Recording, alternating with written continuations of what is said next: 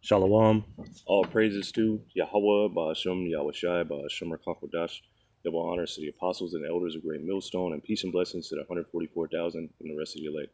This is the brother Yakanan from the GMS Houston camp, and this is just a quick lesson, going into the wine, different doctrines, philosophies, things that Esau Edom has used to take advantage of the people. So this is just two quick videos and they're two separate videos, but they got the same idea, the same energy, that everybody's waking up to Esau Edom and that they've been taken advantage of. So this is that first one. Our own homes where we watch each other's children, where we help each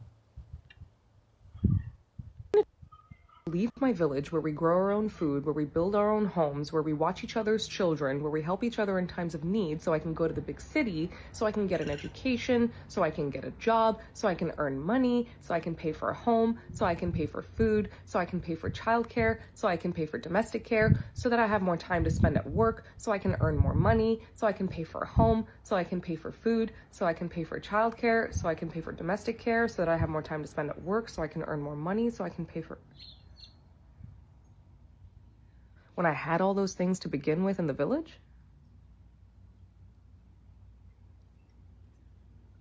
Well. And here's the other one. Oops. The biggest lie sold to our generation was that leaving your family made you free. This is how they dismantle the family unit while that it's freedom. For decades, kids were told the same thing: leave home at 18, be independent, stand on your own. And it was sold as success and empowerment. But look at what it actually created. One family living together becomes 5 separate households, 5 rents, 5 utilities, 5 car payments, everyone paying for everything alone. Add student debt, and many young people start life already drowning. Meanwhile, families that stay together can share costs, build businesses, create generational wealth. And when the family unit breaks, every generation starts to zero again, financially, emotionally, and spiritually. And once that village disappears, everyone is left trying to survive alone. So you see it, these two separate people saying the same thing, and it's both against Babylon the Great. Both of them. These are both two testimonies against Babylon the Great. Here it is. You're sold an idea, you're sold a dream, the American dream, whatever. Go to college, get a degree, get a high paying job. But hey, most of the time, guess what happens? You go to college, you get a bunch of loans. You're in school for years that you could have been working. And then you have, you're in debt after you graduate. And then after you're in debt, you graduate, you can't find a job in the field that you got the degree for. There ain't no jobs in that field. So now, guess what? You stuck having to do something else, something that you spent a good chunk of your life on. You wasted it, by doing that, by going to school for that, and then now that you wasted it, now you're in debt for another who knows how long. And then you can't find no work after that. But, this is just a part of the things that Babylon has put out there. So this is Jeremiah 51 and verse 7. Babylon have been a golden cup in Yahweh Ba'ashem Yahushai's hand. So Babylon, this is speaking of modern day Babylon, Babylon the Great, which is the daughter of Babylon. This is who's been a golden cup, having influence over everybody, everything on the earth. Like it says in Revelation 17, that whore that sitteth upon many waters, and them waters represent peoples, nations, tongues. This whore has influence. Why you see people wearing suits and ties everywhere, skyscrapers everywhere. Moab and Ammon, the so-called, Chinese, Japanese, Koreans, whatnot, getting facial surgery to widen their eyes, to get more, Edomite looking noses, bleaching their skin, bleaching their hair, bleaching their skin, all that kind of stuff. Following after the Western ways of, jumping, the women jumping man to man, women to women, however it goes, man to woman, back and forth, whatever. This place is completely through. It says Babylon have been a golden cup in Yahweh's hand that have made all the earth drunken. So all the earth has been made drunk. Let's look at that. Drunken. 87937 Shakar. It says to become tipsy in a qualified sense, to satiate with a stimulating drink, or figuratively influence. So to be filled with drink abundantly. So to be or become drunk or drunken, to be intoxicated. Let's look at that word, intoxicated. Intoxication is a temporary state of diminished physical and mental control caused by alcohol, drugs, or chemical substances, often characterized by slurred speech, poor coordination, and altered behavior. Symptoms include mood swings, confusion, reduced inhibitions. Treatment involved anyway. But this is the signs of intoxication, because like in that first video, when you seen it, what was she like? She seemed happy. Oh, I'm gonna leave. I'm gonna leave the village. I'm gonna go to school, then go to or get a job and do this, so I can do this and get domestic care, and then I'm gonna keep doing this. And then as she's doing it, she starts sobering up. You watching the video, like, what the fuck? What did I do? And this is the state of the world. You've been made drunk, following after all these vain things that Babylon has put out. Like chasing the bag. Here it is. You chase the bag, but you've destroyed lives. You destroyed your own life in the process, all while you were drunk. So now these nations. Let me get back to that. Jeremiah 51 and verse 7. Babylon have been a golden cup in the Lord's hand that have made all the earth drunken. The nations have drunken of her wine. Therefore, the nations are mad. Meaning these nations have gone insane. They're temporarily, out of their minds. It's like it says, like I said when I pulled up the definition, you're intoxicated. You're not in your right state of mind.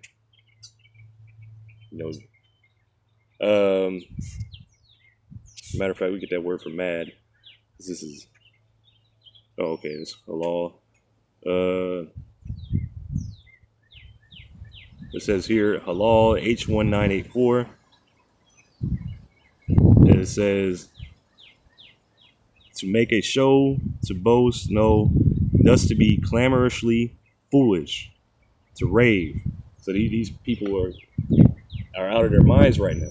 You ever heard of like a stark raving lunatic? He's out of his mind. He's crazy. That's all these people. Like the things that they're doing are really, how you see the earth right now, everything's moving towards death because of the wicked. But that's because they're intoxicated. They don't know what they're doing is leading them to death.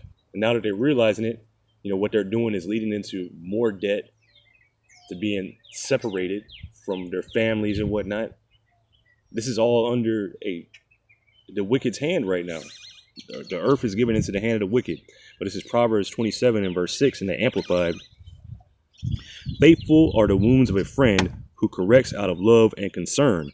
So, you got a friend or a brother, for instance, and they're going to be concerned for you because you're a brother to them, meaning that you're a family.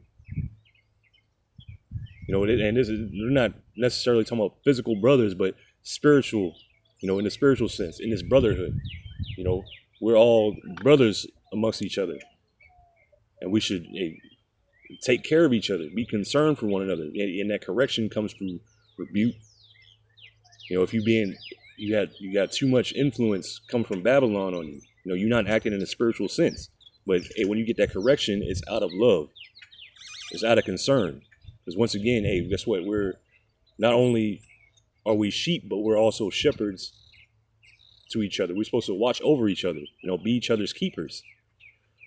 So faithful are the wounds of a friend who corrects out of love and concern, but the kisses of an enemy are deceitful. So the sweet kisses, you can go to school, you can do this, you should move out of your house at 18, move out of your family's house at 18, go ahead and be on your own and exposed to all the wickedness that's going on, and you good. Like it'll be fun. Isn't it fun?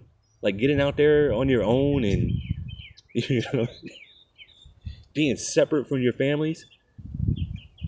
Here, drink this. But anyway, faithful are the wounds of a friend who corrects out of love and concern, but the kisses of an enemy are deceitful because they serve his hidden agenda. But the kisses of an enemy are deceitful because they serve his hidden agenda. So you got to understand from Esau Edom, never trust thine enemy. Everything that this devil has done, this so-called white man, has had a hidden agenda, has had a hidden purpose, and that's to get rid of you, to put you in debt, to put you in slavery, to throw you in a pit. You know, there's plenty of examples. Shoot, with the Tuskegee experiments, what did they say they were going to do with Jake? They said, oh, we want to help you. You know, we're going to, I believe they were going to give him a vaccine. What did they end up giving him? A disease. Matter of fact, let me get that since I brought it up.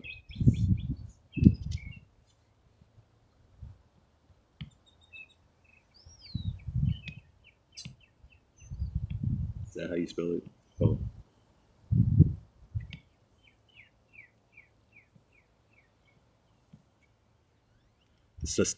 Tuskegee. Oh, syphilis. I was thinking gonorrhea. That's worse. I mean, all this shit is terrible. But anyway, it says the Tuskegee syphilis study. The Tuskegee study of untreated syphilis in the Negro male was a study conducted between 1932 and 1972 by the United States Public Health Service. So this is the United States Public Health Service. We're here to help you. But what is it? They have a hidden agenda. It says, and the Center of Disease Control and Prevention on a group of nearly 400 African American men with syphilis, as well as a control group without. Now, see, that's fucking bullshit. Look at this.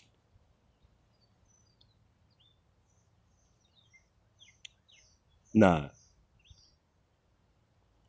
Here it says the infamous. See, right here, you see this kind of stuff right here? This is what Esau Edom does. This is what an enemy would do. Right here again. Is because in this study, they injected the so-called African American men with syphilis under the pretense that they were helping them. Not they were telling them what person in their right mind is going to be like, yeah, you can inject me with syphilis. Go ahead. No, they were telling them that they were going to help them. And they injected those men unknowingly and gave them syphilis. And did it for 40 years. Oh, here it is. What is the main ethical issue in the Tuskegee? What is the main ethical issue in the Tuskegee syphilis study? As part of the study, researchers did not collect informed consent from participants, meaning they told them one thing and they did another for their own agenda. What will happen if we inject? Not even because a lot of science will be like, come up with the hypothesis. You know, what if we did this? And that's what they did. What if we inject these fucking niggers with syphilis and don't tell them about it? What will happen? No, but they already knew. They didn't say what if. They said, let's do it. Let's inject these niggas with syphilis and pretend like we're helping them. And Salaki, this ain't even, this is what came to mind, but this ain't even part of the, really wasn't planned for the lesson. It says, Proverbs 27:6. Faithful are the wounds of a friend who corrects out of love and concern. Does that sound like a friend? We're going to inject you with syphilis. We're not going to tell you about it. We're not even going to inform you. This is the science experiment that we're doing on you niggers. And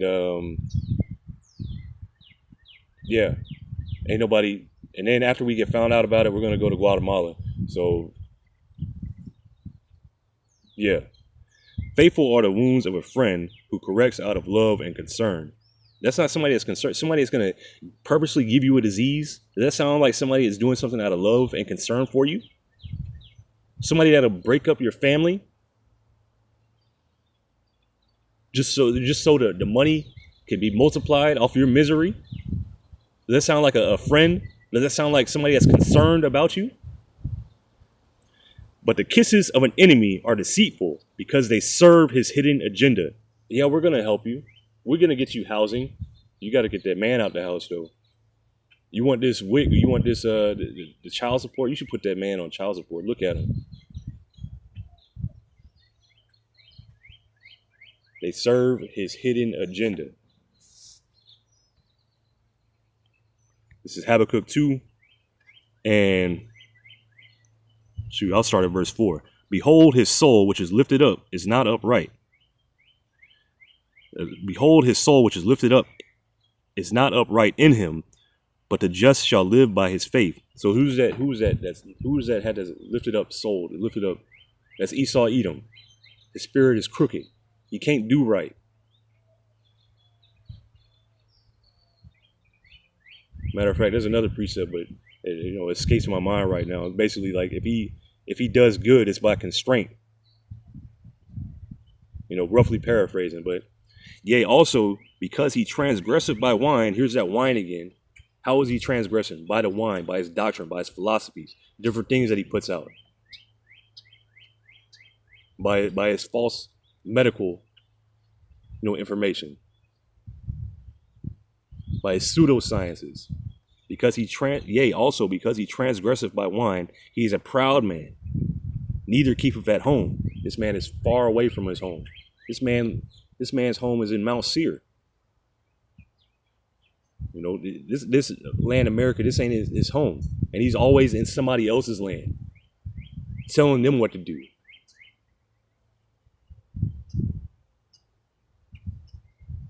Like the first girl said, both the women said, getting you to leave your home so you can separate from your family so it can be 5 different bills.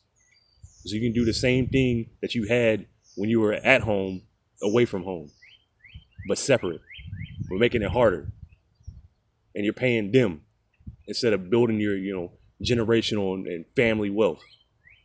So also because he transgresseth by wine, he is a proud man, neither keepeth at home, who enlargeth his desire as hell, and is as death, and cannot be satisfied, but gathereth unto him all nations, and heapeth unto him all people. So this man is as death. He cannot be satisfied. He has way more than enough money. As a matter of fact, this devil is in debt more debt than anybody else, but he puts that on you. It cannot be satisfied, but gathereth unto him all nations, and heapeth unto him all people. They're not that same thing?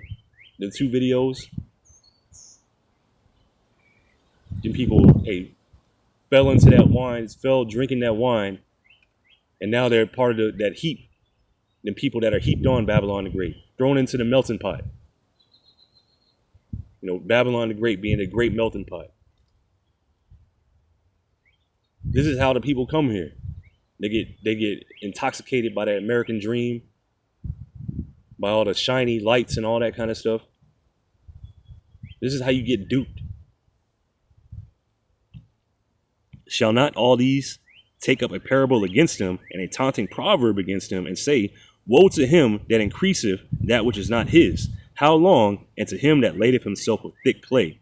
So, these nations, these 2 things right here is a proverb and a song. Them 2 videos, these nations are starting to rise up, even though that's just 2 people. But guess what? That's 2 people, but way more people had that same sentiment.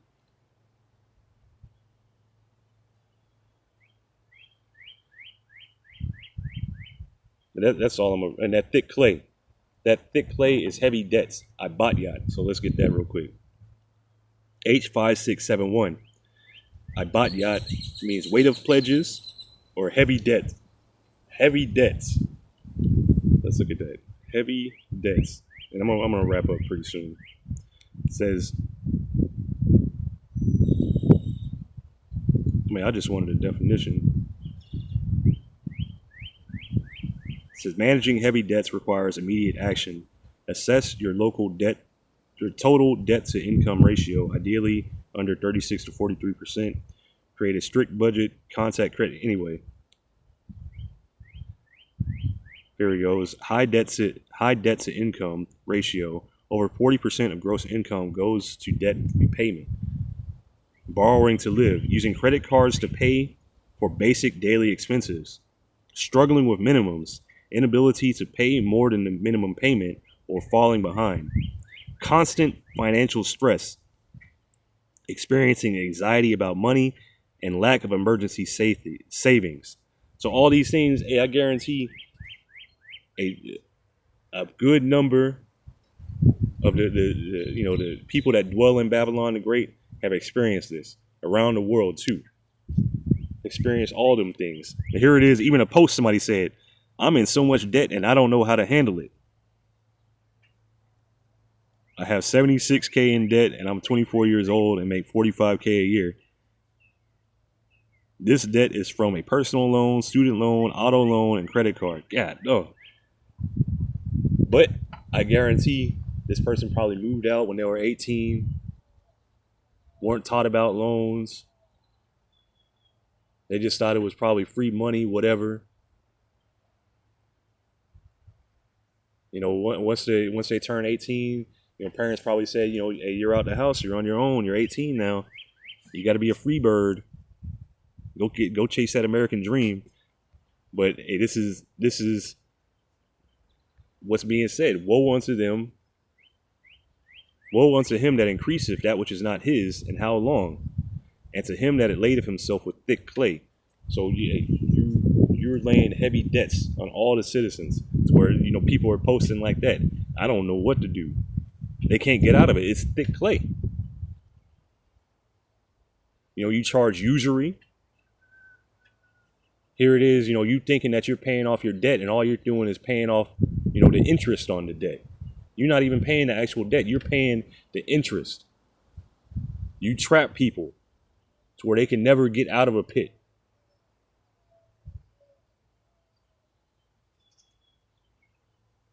This is Micah chapter 2 in the NLT. I'll start at verse 1. And it says, judgment against wealthy oppressors. What sorrow awaits you who lie awake at night, thinking of evil plans.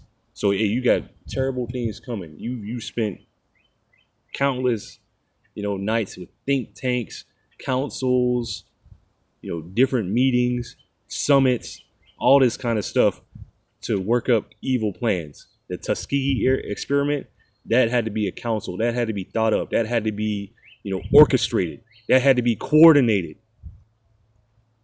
The same thing with all the rest of this stuff. This is all coordinated evil. What sorrow awaits you who lie awake at night, thinking of evil plans? You rise at dawn and hurry to carry them out, simply because you had the power to do so. The earth is given into the hands of the wicked. When you want a piece of land, you find a way to seize it. When you want someone's house, you take it by fraud and violence. You cheat a man of his property, stealing his family's inheritance. Through these debts, through heavy debts, through eminent domain, through war. And you find a way to steal the land. You change the landmarks. Like it says, this man is at death and cannot be satisfied. But this is what Yahweh Ba'Shem Yahushai says. I will reward your evil with evil. You won't be able to pull your neck out of the noose. So, what's been touched on this week has been the Project Looking Glass, these different simulations, these different things that these Edomites try to look into, the multiverse, where they try to find a good outcome for them. They try to find a way to escape. They're trying to put off the inevitable. So, but this is what Yahweh Ba'Shem Yahushai says, I will reward your evil with evil. So you're going to get payback. Nobody escapes, especially for what you've done to the apple of Yahweh Ba'Shem Yahushai's eye, the Israelites, the Negroes, Latinos, Native Americans. You don't think those families that you destroyed by giving the men syphilis, you don't think they want payback? You don't think their spirits are crying out?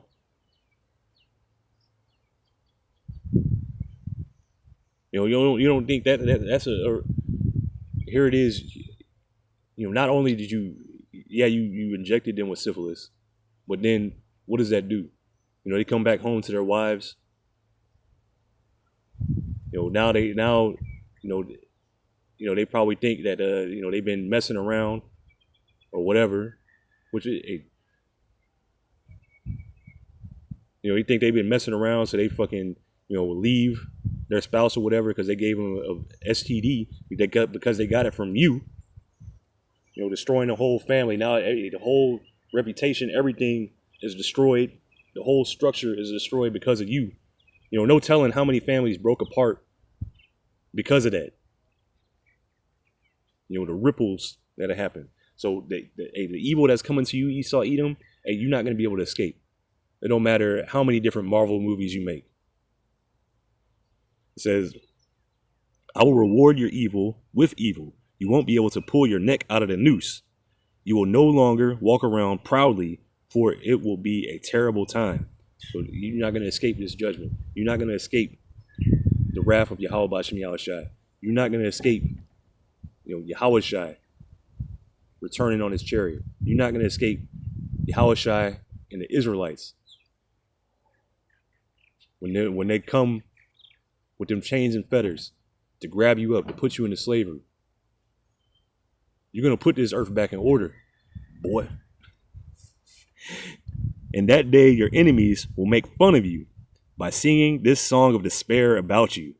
So I guess this time, even though that first video, not only I'm taking that as a part of this, because the attitude of them heathen nations is changing. They're waking up that they've been gotten drunk, taken advantage of. So now it's going to be changing. Their attitude is going to be changing. They're going to be singing hate towards you. So in that day, your enemies will make fun of you by singing this song of despair about you. We are finished. We are completely ruined. The Most High has confiscated our land, taking it from us. He has given our fields to those who betrayed us. So, this is beautiful because, all your land, which except for this Babylon the Great, this is going to be destroyed, wipe out the earth. But your land, Basra, the land of Edom, that's going to be given to the Israelites.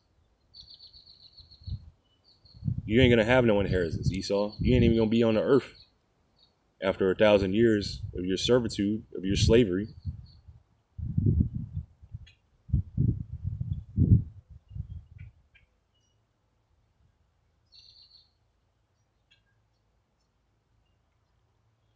So, that's pretty much it for the lesson. Lord willing, this has been edifying because all this madness is coming to an end. And the water Yahweh B'Shem Yahushai, for having mercy on us, to wake us up in these last days to see who our enemy is, and to believe in your son Yahushai Hamashiach. So, because Yahushai is coming to save his people. And it's just beautiful times seeing everything that's going on and seeing the downfall of this enemy, this man that has over and over again proved himself to be an enemy. So, I'm going to say shalom.